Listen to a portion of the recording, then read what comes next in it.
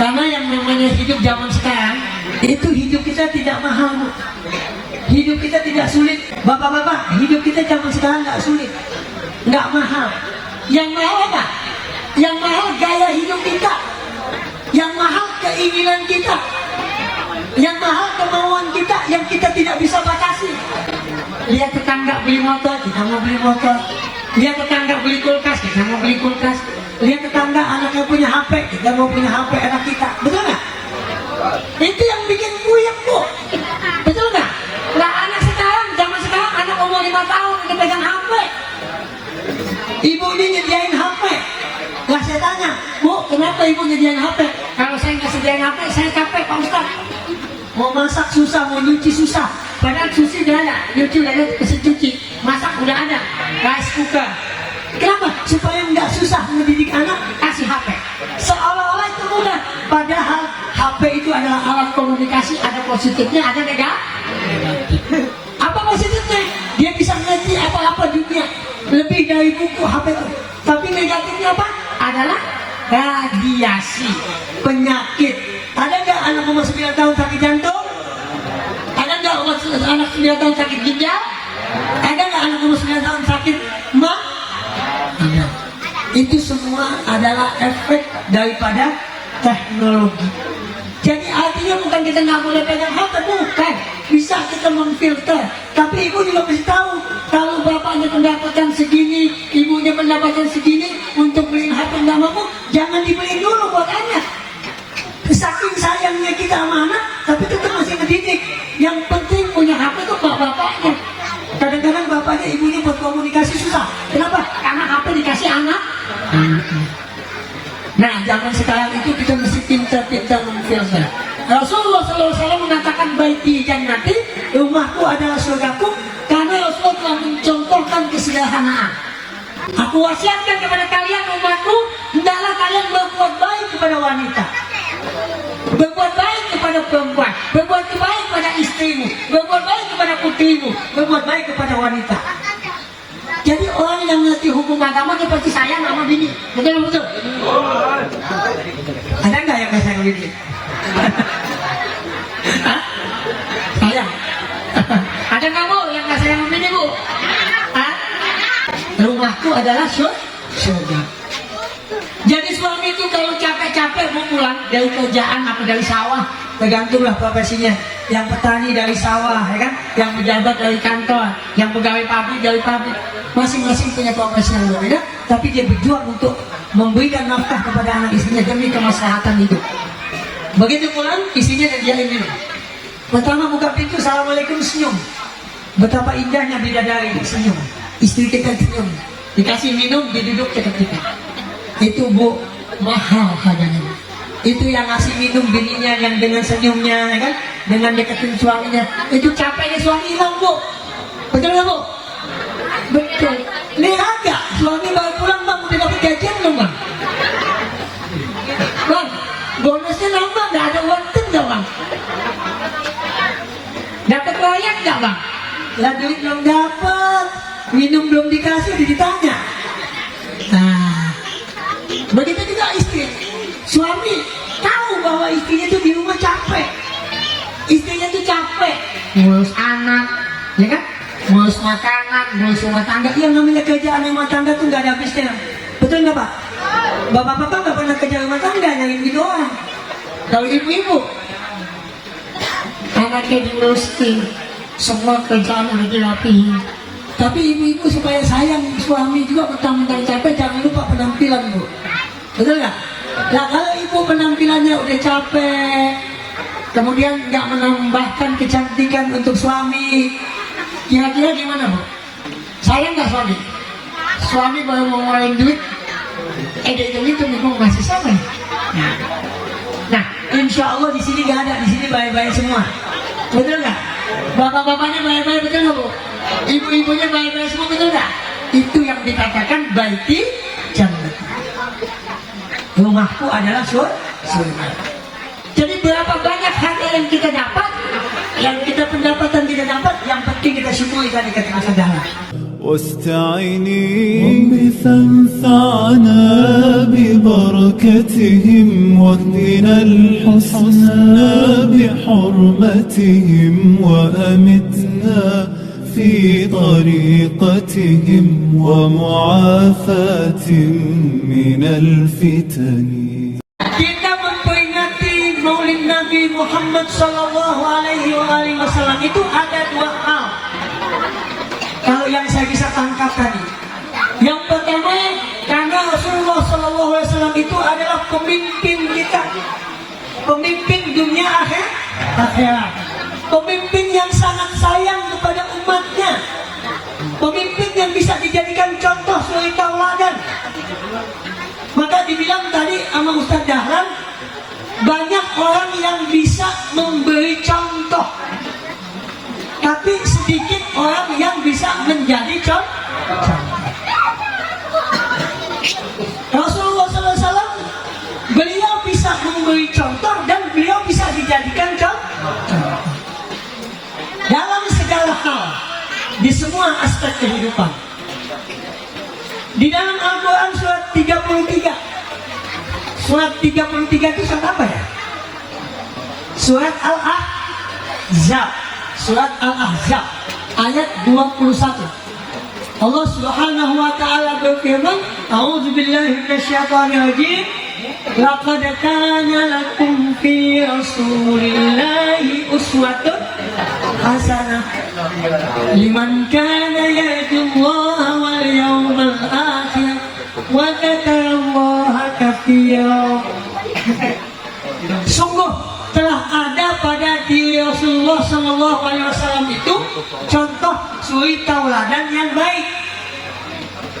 Bagi siapa? Liman kana yarjullah, bagi mereka yang percaya akan adanya pertemuan dengan Allah. Bagi mereka yang percaya akan adanya Allah, Rasulullah adalah merupakan contoh suri tauladan yang baik. Liman kana yarjullah wal yaumil akhir, dan percaya akan adanya hari pembalasan, hari kiamat. Apa itu hari kiamat? Hari kiamat itu hari ditegakkannya keadilan, hari ditegakkannya kebenaran, hari bertemunya antara bulan dan matahari, jadi hancurlah alam semesta ini. Hari di mana semua umat manusia itu diwafatkan, kemudian dibangkitkan dari kuburnya dan dihisab segala amal perbuatannya. Dan pada hari itu kita akan dipertemukan oleh orang-orang yang Allah cintai. Ketika kita di dunia ini, kita mau mengenal siapa yang dicintai oleh Allah. Itu hari kiamat. Al-yawma nakhtimu ala afwahihim wa tukallimuna aydihim wa tashhadu arjuluhum bima kanu yaksibun. Di hari kiamat itu gak ada yang bisa bohong, Bu. Gak ada yang bisa bohong, Pak. Kalau di dunia kita masih bisa bohong, di hari kiamat, di hari akhirat gak bisa bohong. Al-yawma nakhtimu ala afwahihim, pada hari itu kami tutup mulut mereka. Wa tukallimuna aydihim, dan kami jadikan tangan mereka berbicara. Wa tashhadu arjuluhum bima kanu yaksibun, dan kami jadikan kaki mereka sebagai saksi atas apa yang mereka lakukan. Jadi di hari kiamat itu kita tidak bisa bohong. Semua amalan kita dicatat, tidak ada yang terlepas, tidak ada yang terlupakan, tidak ada yang hilang daripada catatan. Semua akan diperlihatkan di hadapan kita. Jadi kiamat itu ada dua, satu kiamat sugro, satu kiamat kubro. Kiamat sugro itu adalah pada saat musibah datang. Kalau kita ditinggal oleh orang yang kita cintai, oleh orang yang kita sayangi, misalnya anak kita meninggal, atau yang punya suami meninggal, atau yang punya istri meninggal, itu kiamat bukan?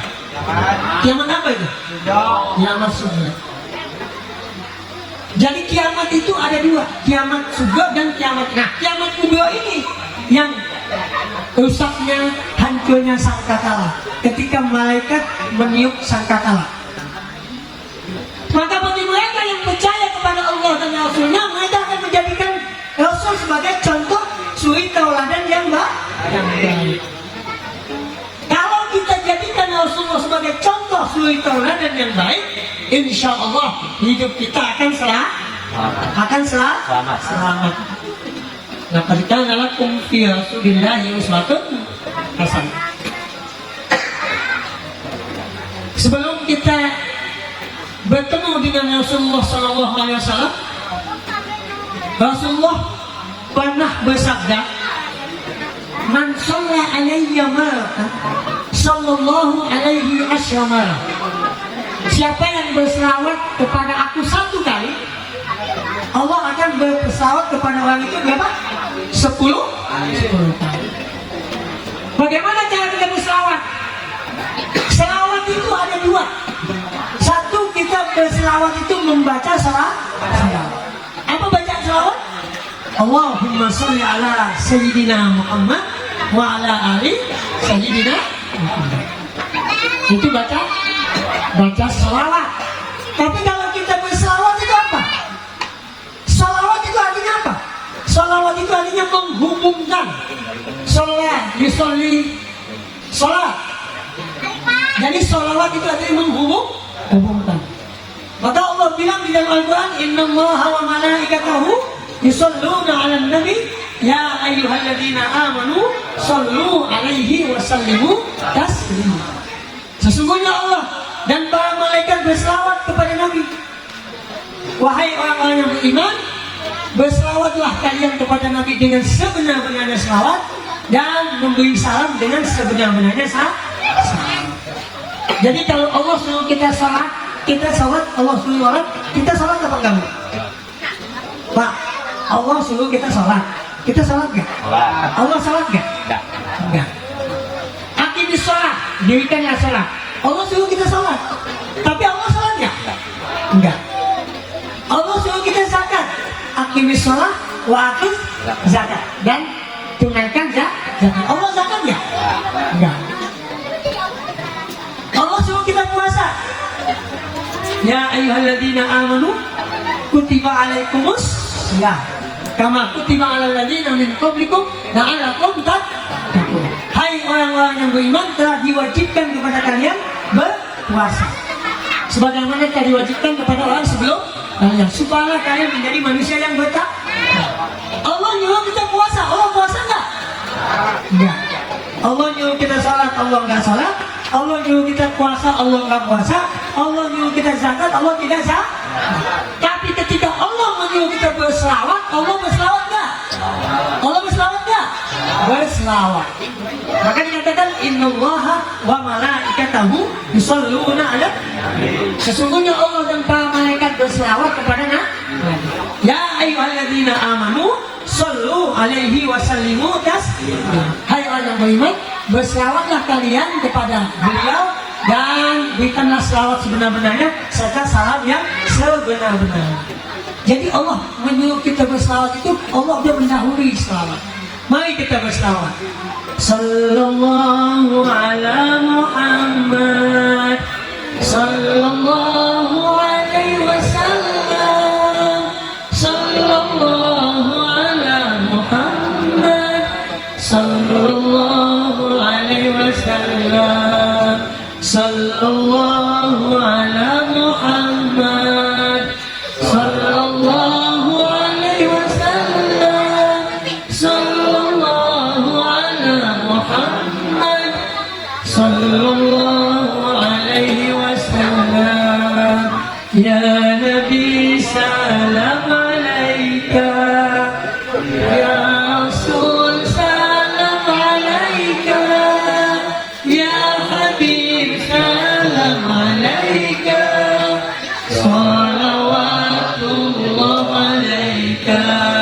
Mudah-mudahan selawat kita diterima oleh Allah Subhanahu wa taala. Amin. Dan kita diberikan syafaat oleh Allah dan diberikan syafaat oleh Rasulullah sallallahu alaihi wasallam.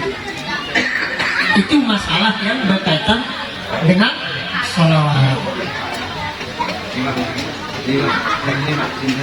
Tadi pengertian dari selawat itu apa?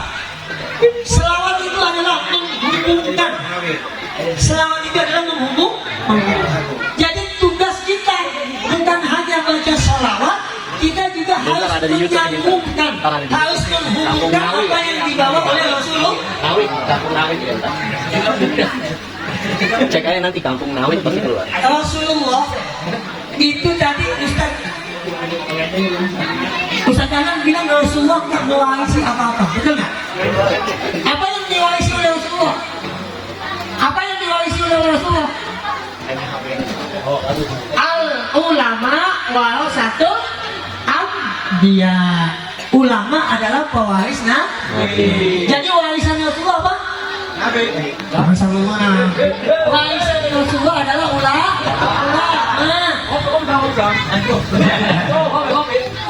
Warisan Rasulullah adalah ulama. Bagaimana kita bisa mendapatkan petunjuk? Bagaimana kita bisa mendapatkan syafaat Rasulullah kalau dalam hidup kita tidak bisa dekat dengan ulama? Karena kita tidak ketemu Rasulullah. Hidup kita ini jauh dari zaman Rasulullah. Sudah 15 abad.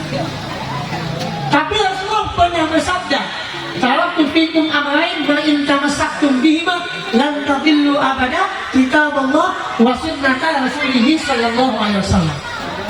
Aku tinggalkan kepada kalian dua perkara yang mana kalian tidak akan sesat sampai kapanpun ketika kalian berpegang kepada dua perkara ini. Apa itu? Kitabullah wa sunnata rasulih sallallahu alaihi wasallam. Kalau kita berpegang kepada kitabullah, kepada Al-Quran, insya Allah kita tidak akan sesat. Kalau kita berpegang kepada sunnah Rasul, kita tidak akan sesat. Tapi kalau kita nggak pernah tahu Quran, nggak pernah baca Quran, nggak pernah memahami Quran, nggak pernah belajar Quran, nggak mau belajar dengan ulama, hadis pun kita nggak tahu, akhirnya kita seperti apa? Seperti orang tanpa pegangan, kehilangan tongkat. Kalau di dunia ini, dalam kondisi gelap ini, kita masih bisa melihat adanya lampu. Nah kalau di akhirat, Rasulullah bilang kita tidak akan sesat ketika kita pegang Al-Quran dan As-Sunnah. Dekat dengan ulama. Yang jelasin Quran dan Sunnah itu pasti para ulama. Ulama pun terbagi dua, Bu. Terbagi dua, Pak, ulama. Ulama itu siapa sih yang dikatakan ulama itu? Kriteria ulama itu bagaimana sih? Ciri-ciri yang dikatakan seorang itu ulama. Yang pertama, orang dikatakan ulama, yang pertama dia mesti ngerti tentang ilmu agama.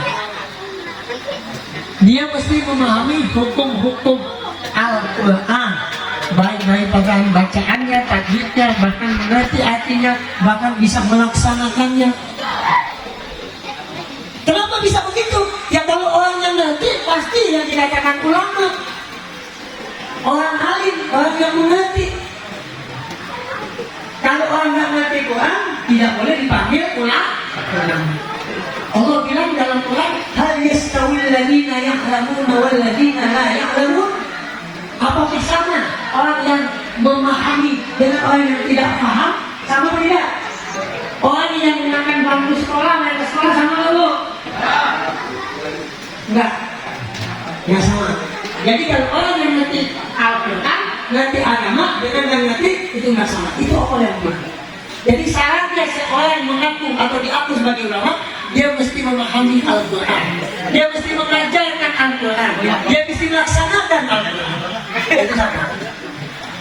Yang kedua, bukan cuma ngerti, dia mesti memperjuangkan Al-Quran. Dia mesti menyampaikan Al-Quran kepada umat, mesti memuliakan Al-Quran, mesti memperjuangkan Al-Quran. Kalau dia ngaku ulama, tapi dia nggak memperjuangkan Al-Quran, tidak menjelaskan Al-Quran kepada orang awam, berarti dia omong doang. Omdo itu omong doang. NATO, apa itu NATO? No action, talking only, kalau kata orang Barat. Omong doang. Dia mesti nyampein tuh. Setelah nyampein dia mesti melakukan. Kenapa? Kalau dia tidak melakukan, Allah pasti akan tutup dia. Surat 61 itu surat As-Saff ayat 2 dan 3. Allah berfirman, A'udzubillahi minasyaitonirrajim. Ya ayyuhalladzina amanu lima taquluna ma la taf'alun. Kabura maqtan indallahi an taqulu ma la taf'alun. Hai orang yang beriman, ini Allah bilang kepada hai orang yang beriman. Nggak pandang tuh dia ulama apa enggak, tapi yang paling parah nih kalau orang yang diakui sebagai ulama. Hai orang yang beriman, kenapa kamu berbicara sesuatu yang tidak kamu lakukan? Sungguh besar kebencian di sisi Allah kamu berbicara sesuatu yang tidak kamu kerjakan. Misalnya contohnya kita mau ngajarin anak kita sholat, kita mau ngajarin anak kita ngaji, kita mau nyuruh anak kita berbuat baik, tapi bapaknya nggak sholat. Tom pergi ke musola tuh, musola apa namanya? Tom pergi ke musola Al-Fatah, ngapain? Sholat jamaah. Iya Pak, tapi anak kecil ya udah pasti semangat lah pergi ke masjid lah, ke musola. Tapi bapaknya kagak ngomong, ternyata dia ngomong anaknya suruh pergi ke musola, dia nya nggak ke musola. Kira-kira pantas nggak? Nah itu namanya pondok. Tom, tolong ngaji Tom. Nuh ada Ustaz Dahlan lagi ngajar tuh, ada Ustaz Herman lagi ngajar tuh. Tolong datang ke Solo kamu ngaji. Tapi bapaknya nggak ngaji. Gimana kira-kira? Jadi bukan malah dikasih rahmat sama Allah, malah dikasih kutukan. Allah akan mengutuk bagi orang yang omdok. Lima taquluna ma la taf'alun. Kenapa sih kamu berbicara sesuatu yang tidak kamu lakukan? Kabura maqtan indallahi an taqulu ma la taf'alun. Sungguh benci, sungguh besar kebencian di sisi Allah kamu berbicara sesuatu yang tidak kamu kerjakan. Rasulullah salah satu daripada 4 sifat Rasul apa? Yang pertama Siddiq. Siddiq artinya apa? Benar. Jadi Rasulullah berbicara benar. Dia ngomong A, dia lakukan A. Yang kedua amanah, dia dipercaya. Yang ketiga tabligh, dia menyampaikan apa yang dia tahu. Yang keempat fatonah, dia cerdas. Dia paham keadaan. Bagaimana cara ngomong sama orang awam, bagaimana cara ngomong sama orang alim, bagaimana ngomong sama pejabat, bagaimana ngomong sama rakyat jelata. Itu Rasulullah. Maka dibilang tadi kita contoh Rasulullah SAW itu jadi contoh, jadi pemimpin kita di dunia dan di akhir. Maka siapa yang selalu berselawat kepada Nabi Muhammad, siapa yang selalu ingat kepada Rasulullah, dia akan mendapatkan syafaat. Amin. Ya Allah. Ini termasuk ini kita memperingati Maulid Nabi, itu termasuk kita mengingat Nabi Muhammad, mengingat jasa-jasa beliau. Apa jasa beliau? Liyursyidan nas minadz zulumati ilan nur. Nabi Muhammad itu memberikan petunjuk kepada manusia daripada kegelapan jahiliyah kepada kebaikan, keterangan cahaya Islam.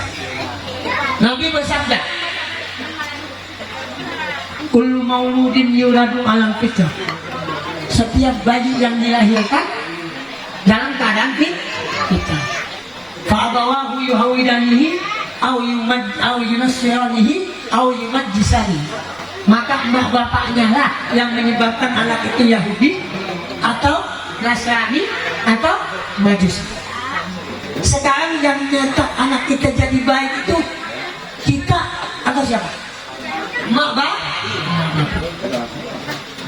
Dari mulai anak itu umur 5 tahun, dari mulai setahun, 2 tahun, 3 tahun, emak bapak pasti dampingin anak. Tapi begitu udah usia 5 tahun, dia sekolah, PAUD misalnya, TK, terus 6 tahun atau 7 tahun SD, SMP, SMA, kalau ada rezeki kuliah, betul nggak? Lah yang mendidik pertama yang ngelahirin ibu bapak. Ibu kita ngelahirin, bapak jadi sebab, ibu akibat, ya kan? Nah itu yang mendidik pertama. Tapi begitu dia sekolah SD, yang mendidiknya siapa? Guru. Berarti guru itu orang tua kita juga. Orang tua, pengganti ibu pak, pengganti ibu bapak di rumah, di sekolah guru. Setelah udah SMP SMA, kemudian lingkungan, ustadz, polisi, tentara, tokoh masyarakat, itu semua punya saham dalam mendidik generasi. Nah itu kan bisa kehitung tuh. Tapi yang paling bahaya sekarang, dia melebihi dari ibu, melebihi dari guru, melebihi daripada tokoh masyarakat, melebihi dari ustadz, tokoh agama, melebihi dari segalanya. Siapa yang mendidik kita? Siapa yang mendidik anak-anak kita? Siapa Bu? Siapa Pak? Ada yang tahu nggak? Yang mendidik kita HP. Ketemu kan? Betul nggak? Ustadznya lagi kenapa? Dia ngeliat HP. Pertama selfie dulu ya nggak? Iya. Oh cantik aku, ya kan? Ya kan? Udah lama-lama chattingan kan video call sama si Anu. Padahal Ustadznya dipanggil tuh jauh-jauh dari Cibitung ke sini, ya nggak? Nah sekarang yang ngeliat HP berarti HP lebih hebat dari Ustadz. Betul nggak? Betul. Nah supaya jangan terganggu, supaya pahalanya catat sama malaikat sempurna, jangan lihat HP dulu. Lihat saya dulu ya nggak? Ketemu sama saya baru sekali nih. Nah, tapi alhamdulillah kok ibu-ibunya pada semangat tuh kelihatan. Mudah-mudahan pahalanya banyak, betul nggak? Bapak-bapak pahalanya banyak, betul nggak? Kalau ibu-ibu ngaji, kalau bapak-bapak ngaji pasti aman nggak? Bagaimana nggak aman? Kalau ibu-ibunya ngaji pasti paham hukum agama. Jadi kalau ibu-ibunya paham hukum agama, bapak-bapaknya gampang ngedidiknya, gampang sayangnya. Kenapa? Karena ibu-ibunya tahu dari ustazahnya bahwa surganya ibu-ibu di mana? Surganya ibu-ibu di ibu bapaknya apa di suami? Kok ibu-ibu pada diam sih? Hah? Surganya ibu-ibu di suami, bukan telapak kaki suami, kan suami aja udah semuanya milik dia. Nah itu pasti ibu-ibu taat sama suami. Nah kalau bapak-bapaknya ngaji, bapaknya juga pasti tahu ada aturan Allah dan Rasul. Dia pasti akan sayang. Kenapa? Karena Nabi sebelum wafat, Nabi pernah berpesan kepada umatnya, istausu khairan bin nisa. Aku wasiatkan kepada kalian umatku, hendaklah kalian berbuat baik kepada wanita, berbuat baik kepada perempuan, berbuat baik kepada istrimu, berbuat baik kepada putrimu, berbuat baik kepada wanita.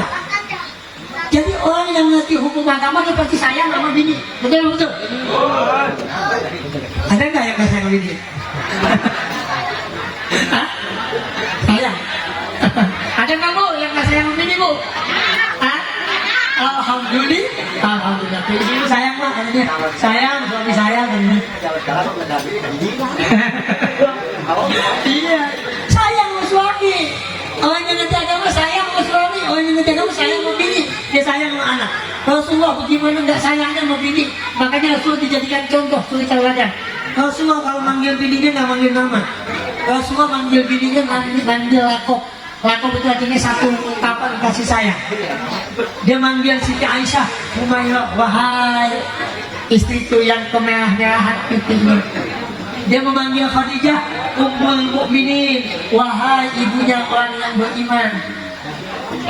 Dia memanggil anaknya Siti Fatimah, ya Sayyidatan Nisa'il Alamin, wahai anakku penghulu wanita seluruh dunia. Jadi ibu-ibu kalau mau jadi orang baik itu mesti contoh Fatimah. Mesti contoh Fatimah. Siapa Fatimah Bu? Fatimah adalah putri Rasulullah.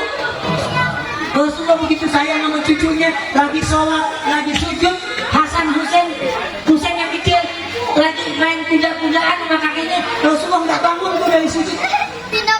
Rasulullah nggak bangun dari sujud sampai si cucu itu keluar daripada tubuhnya Rasulullah, daripada itu saking sayangnya Rasulullah. Nah orang yang ngerti agama dia pasti akan sayang kepada keluarga. Orang yang ngerti agama dia pasti sayang kepada keluarga. Maka dengan demikian Rasulullah bisa dijadikan contoh. Jangan sampai nih kita mentang-mentang capek pulang daripada kerjaan kita capek pulang dari kantor kita, kemudian kita pulang dengan wajah yang masam. Istrinya deketin, bang, silahkan minum bang. Abang yang suruh minum, saya minum dulu boleh? Boleh saya minum Bu? Boleh saya minum Pak?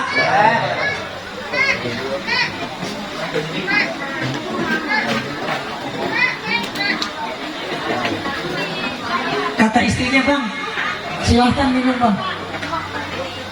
Pulang kerja capek-capek, istrinya senyum, duduk, dampingin, kasih minum air. Itu adalah yang dikatakan baiti jannah. Rumahku adalah surga. Jadi suami itu kalau capek-capek mau pulang dari kerjaan apa dari sawah, tergantunglah profesinya. Yang petani dari sawah, ya kan? Yang pejabat dari kantor, yang pegawai pabrik dari pabrik. Masing-masing punya profesi yang berbeda, tapi dia berjuang untuk memberikan nafkah kepada anak istrinya demi kemaslahatan hidup. Begitu pulang, istrinya diajarin minum. Pertama buka pintu, assalamualaikum, senyum. Betapa indahnya bidadari senyum. Istri kita senyum, dikasih minum, dia duduk cakap kita. Itu Bu, mahal harganya. Itu yang ngasih minum bininya yang dengan senyumnya, ya kan? Dengan deketin suaminya. Itu capeknya suami hilang, Bu. Betul nggak, Bu? Betul. Lihat nggak? Suami baru pulang, Bang, udah dapat gajian belum, Bang? Bang, bonusnya nambah nggak? Ada uang nggak, Bang? Dapat proyek nggak, Bang? Lah duit belum dapat, minum belum dikasih, udah ditanya. Nah, begitu juga istri. Suami tahu bahwa istrinya itu di rumah capek. Istrinya itu capek ngurus anak, ya kan? Ngurus makanan, ngurus rumah tangga. Yang namanya kerjaan rumah tangga tuh nggak ada habisnya. Betul nggak, Pak? Bapak-bapak nggak pernah kerja rumah tangga, nyari duit doang. Kalau ibu-ibu, anaknya diurusin, semua kerjaan udah dirapihin. Tapi ibu-ibu supaya sayang suami juga mentang-mentang capek, jangan lupa penampilan, Bu. Betul nggak? Nah kalau ibu penampilannya udah capek, kemudian nggak menambahkan kecantikan untuk suami, kira-kira gimana, Bu? Sayang nggak suami? Suami baru mau ngeluarin duit, dia hitung-hitung ibu ngasih siapa ya? Nah, insya Allah di sini nggak ada, di sini baik-baik semua. Betul nggak?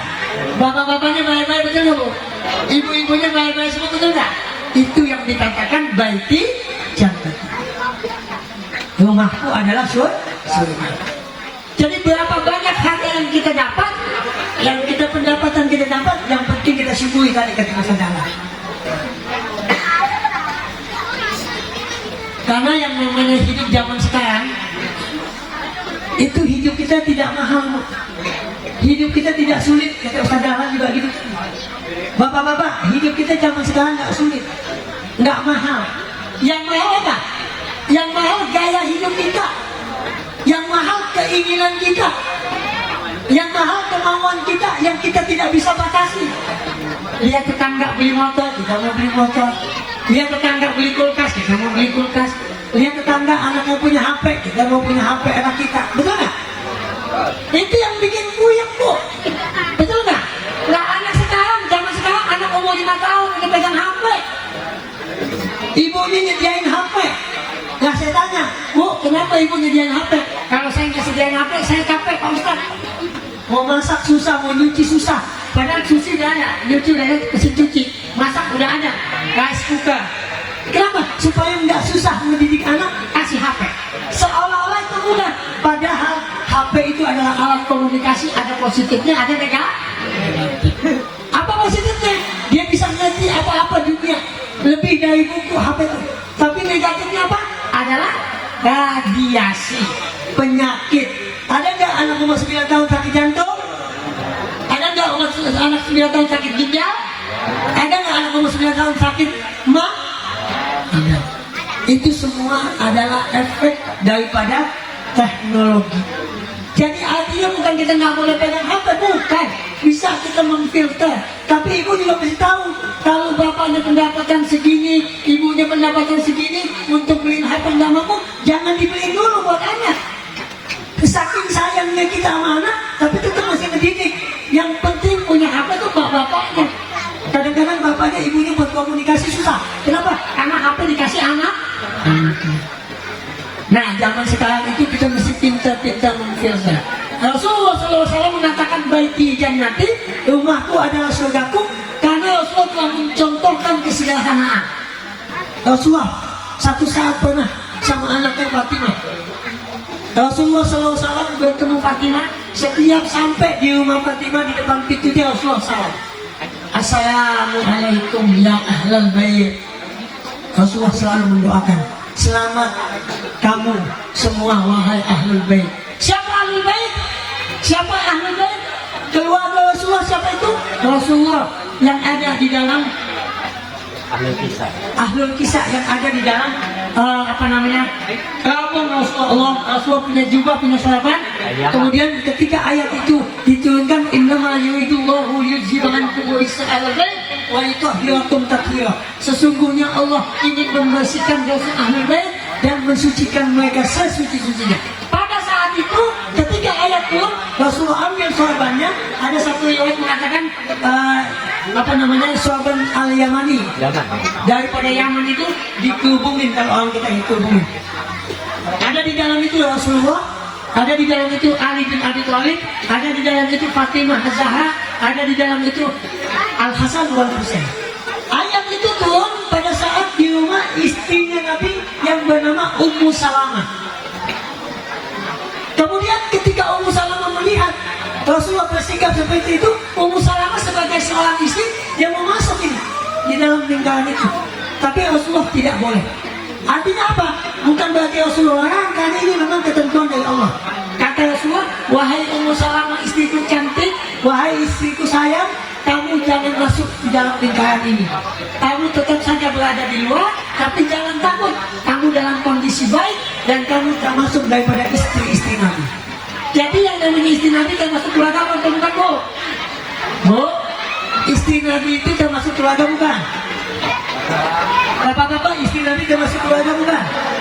Keluarga menurut kita. Tapi menurut hadis, menurut ayat ini, Rasulullah menganggap bahwa yang dikatakan keluarga menurut Allah itu ashabul kisah. Nah, ketika Rasulullah SAW melihat Fatimah, ketika Rasulullah SAW melihat ada apa, Bu? Hujan. Oh, hujan. Gak apa-apa basah.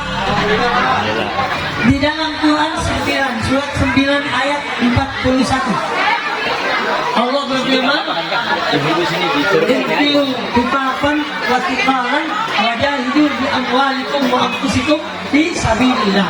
Dzalikum khairun lakum in kuntum ta'lamun." Bergeraklah kamu baik dalam keadaan ringan maupun berat, dan berjihadlah kamu di jalan Allah dengan harta dan jiwa. Yang demikian adalah lebih baik bagi kamu jika kamu mengetahui. Jadi kalau hujan tuh alhamdulillah, Bu, paling kena basah. Mendingan kena basah hujan daripada kena basah api. Jadi nggak apa-apa kesini. Jadi kita kembali ke cerita Siti Fatimah. Saking sayangnya Rasulullah, Siti Fatimah diangkat oleh Rasulullah sebagai Ahlul Bait karena itu ketentuan Allah. Tapi Siti Fatimah saking tahu diri, saking tawaduknya, begitu Siti Fatimah pakai cincin, pakai gelang, melihat Rasulullah mukanya berubah. Rasulullah mukanya berubah kenapa? Mukanya merah, tapi Rasulullah nggak marah. Nah, saking tahunya Siti Fatimah bahwa dia adalah anak Rasulullah, akhirnya cincin dan gelang yang dipunya itu dijual, duitnya dikasih kepada fakir miskin. Ada nggak ibu gitu? Hah? Ada nggak? Saking cintanya Rasulullah, itu Fatimah melihat bapaknya mukanya berubah, kemudian dijual cincinnya, gelangnya, kemudian dijadikan uangnya diinfakkan kepada fakir miskin. Jadi bukan salah kita punya cincin emas, punya gelang, enggak. Tapi kita lebih baik, kita tahu bahwa yang dinilai oleh Allah apa yang kita bisa bersihkan dalam jiwa kita. Jadi kita berjuang dengan harta dan jiwa. Sekarang kita duduk di sini berjuang nggak, Bu? Berjuang apa? Dalam 1 jam 2 jam kita ngaji, itu pahalanya lebih dari 1000 rakaat sholat sunnah. Pernah nggak kita sholat sunnah 1000 rakaat? Pernah nggak? Nggak pernah. Tapi dengan kita ngaji ini, pahalanya lebih dari 1000 rakaat sholat sunnah. Mudah-mudahan Allah Subhanahu wa Ta'ala memberikan pahala yang banyak kepada kita, mengampuni dosa dan kesalahan kita, dan menjadikan kita manusia-manusia yang diridhai oleh Allah Subhanahu wa Ta'ala. Mari kita bertawassul kepada Rasulullah, mudah-mudahan kita mendapat syafaat Rasulullah sallallahu alaihi wasallam. Ya Habibil Mustafa, balligh maqasidana waghfir lana ma madha ya wasi'al kami.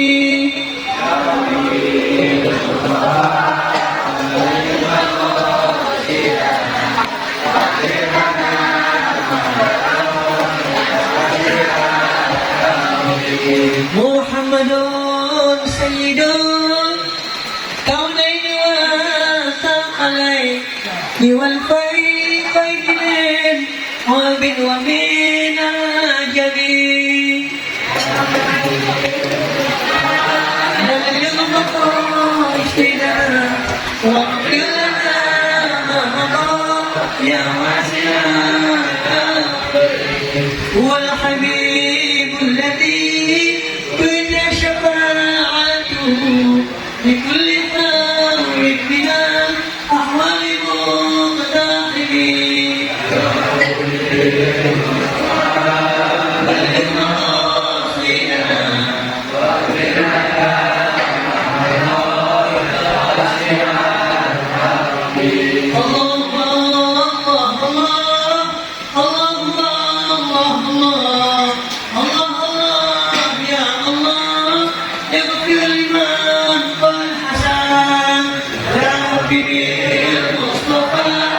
بلغ مقاصدنا واغفر لنا ما مضى يا واسع الكرم اللهم صل وسلم وبارك عليه وعلى آله.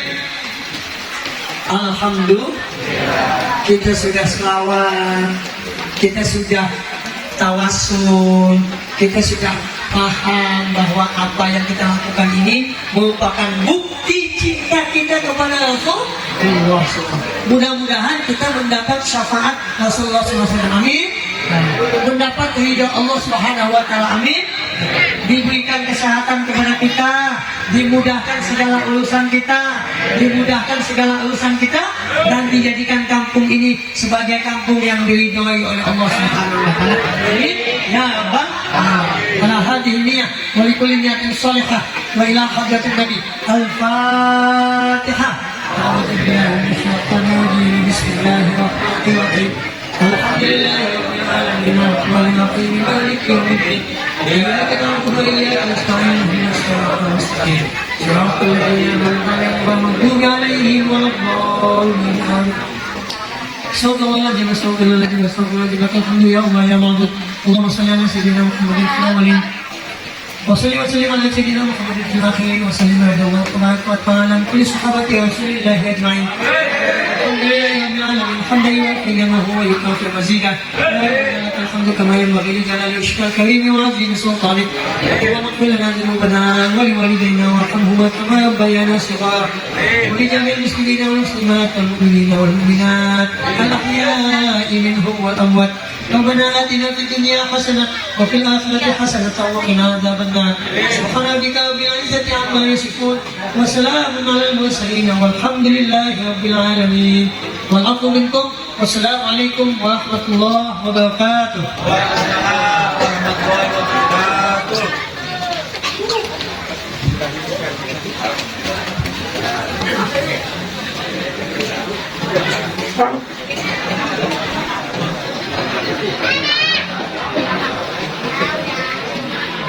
واستعيني بثنثعنا ببركتهم واهدنا الحسنى بحرمتهم وأمتنا في طريقتهم ومعافاة من الفتن.